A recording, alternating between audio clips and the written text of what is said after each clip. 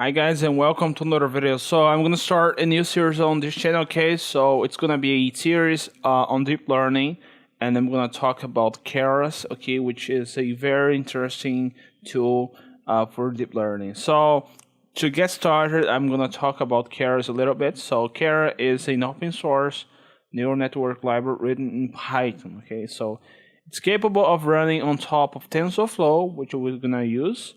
Microsoft Cognitive Toolkit and Theano, okay, but which is that, by the way. So this is a high-level API for deep learning. Okay, so here's the website of Keras. So it was created by a guy from Google to use TensorFlow in a high-level way, which is awesome because it helps us to be more productive. Okay, so one of the focus of Keras is to be easy to learn and easy to kind of how can I put that in words?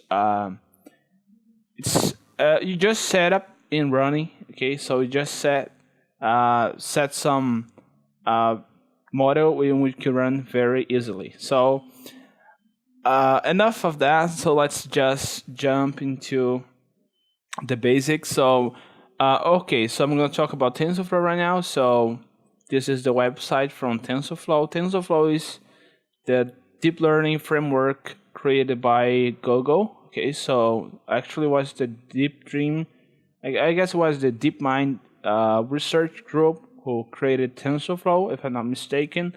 But anyway, so TensorFlow is a huge framework. I think it's the greatest, largest community on deep learning. So as if you guys have an idea, it has more than 1,000 stars on GitHub. If I'm not mistaken, again, it's the repository with more stars. If I'm not mistaken, okay, it has a lot of forks, 5,000, and there is a lot of information on the web page. Right here, as you guys can see, is the syntax for using TensorFlow, but this is a low-level interface for TensorFlow, and Keras aims to be a high-level approach, which will help us to achieve a more substantial